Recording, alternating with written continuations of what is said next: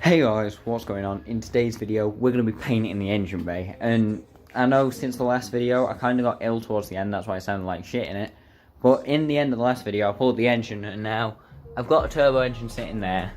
There's just shit everywhere at the minute. There's another engine there, which is my 1.4, and in the back of my car, I've got 3 Tesco bags full of spare parts, and that's turbo, which I'll show you like near the end of the video.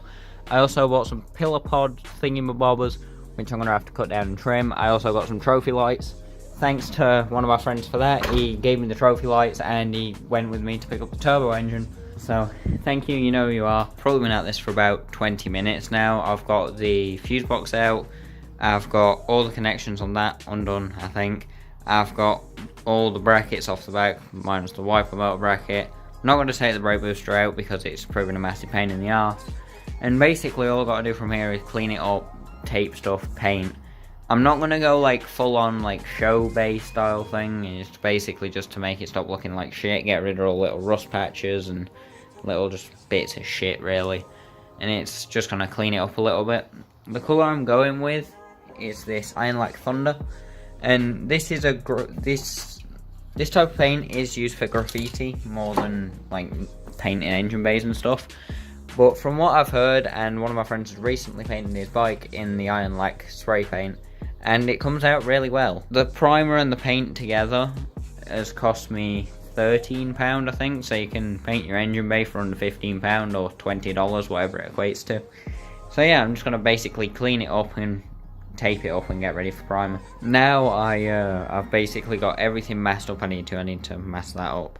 Everything that could possibly get painted and masked up. Everything that you see now, I'm not really bothered about getting paint on. I want to cover the threads on this mount and that's about it. Not really bothered.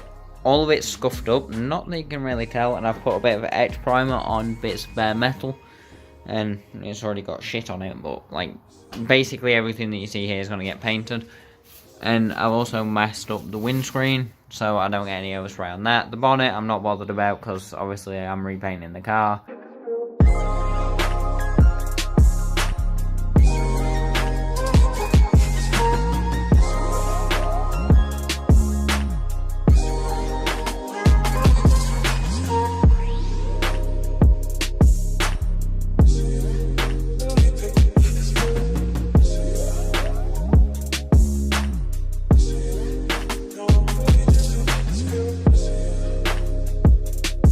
So this is the first coat. It's just like the little tacking coat that you do beforehand. And obviously it's not got full coverage, it's just a tacking coat. If you wonder why the time lapse cut short, it's because I started having a nosebleed, and over there you can see where the paint reacted with my blood, so I need to wait for it to dry and sand it back a little bit. But most of it's come out quite well. Obviously there's bits what have been painted, what shouldn't be painted. There's bits of wires and stuff, but I'll just get acetone on a rag and then just wipe it down. And if you're wondering, like all the looms and stuff are gonna get done with this stuff called Tessa tape, or Tessa loom tape, whatever you want to call it. It's a really nice tape, and it basically, well, it's loom tape. There's no other way to describe it.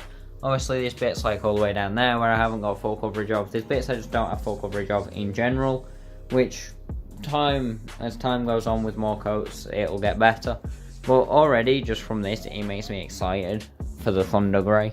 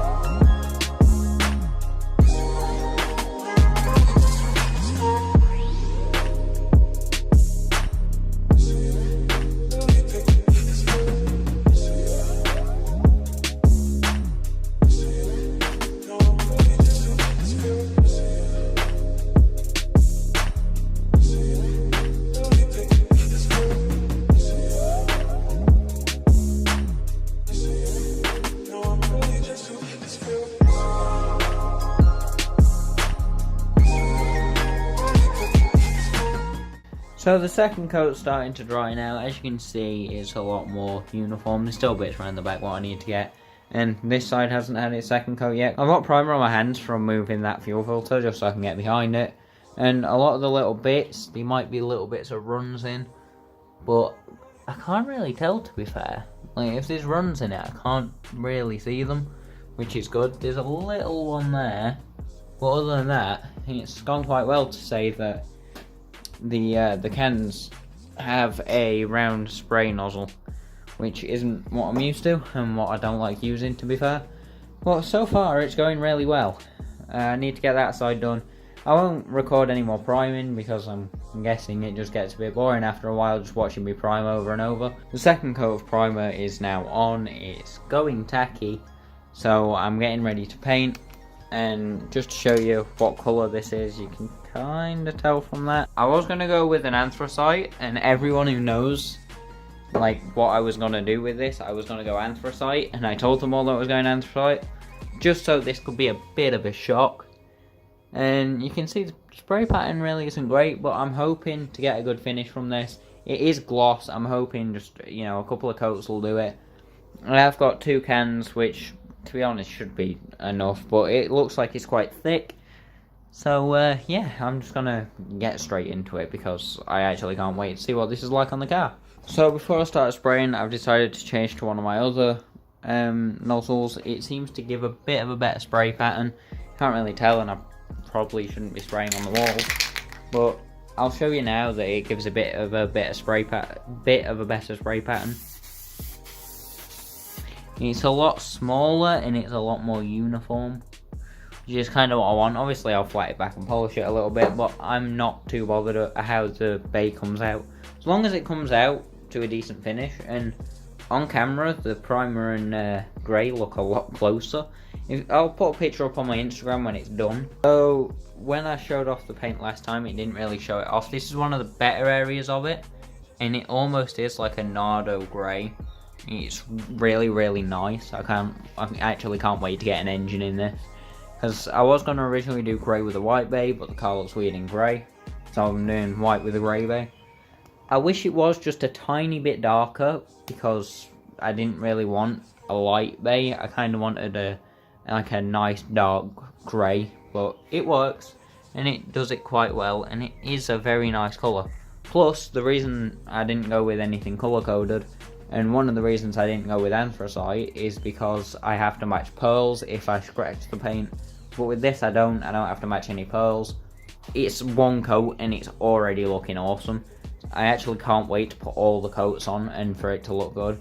I might even end up putting both cans of the paint on, because to be honest, like, this first can probably about 3/4 full. Obviously I need to do more of it, but oh, it's just so good. So other than just finishing the engine bay, basically, I'm going to give it one more coat when it's all dry. But other than finishing my engine bay, I've just broke my tripod, so if this last bit is shaky, I'm sorry. But I just want to show you guys like how it is, because Jesus Christ. Like, it does need a bit of polishing up, but oh, it just looks so good. Obviously there's bits what are half dry and whatnot, but just in general, like, the colour looks so much lighter on camera than it actually is. So like I said, I'll put a picture on my Instagram. If you don't follow my Instagram, there's a link in the description, go check it out. So it's like a Nardo grey, but a little bit darker. Or what I'd want Nardo grey to be like. It's really weird. And out of all of it, I've only got one run in the base coat, which is there, and you can hardly tell. It's genuinely just the smallest run.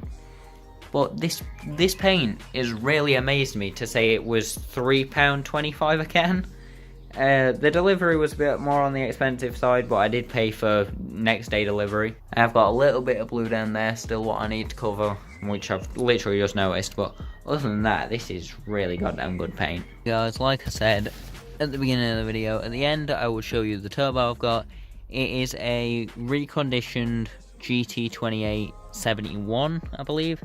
It's not the R is what they had on the S15, this is one from an S14. Okay, so this is obviously like a reconditioned turbo off eBay, so it's probably a knockoff Garrett anyway. It's got no shaft play in it, it all seems solid. Obviously I'll need to clock it and stuff, but you'll all see that in the future when I start rebuilding it. But as for the purpose of today's video for the bay, it is looking goddamn fresh. Obviously everything isn't going to come off straight away. I've took these off because it was just the simpler stuff that I could do. Stuff what really didn't get in the way, like bits down here and stuff. I wonder if I have to get that bit and maybe a couple of other little bits that I'll notice. But so far, like, the bay is looking amazing. Obviously there's little bits of paint touch-ups I'm going to have to do if I've caught something or whatever. It's looking goddamn good. Like, genuinely, for a £15 spray job on an engine bay, I think it looks pretty good. Like, comment, subscribe down below as you always do, and I'll see you guys in the next bloody video.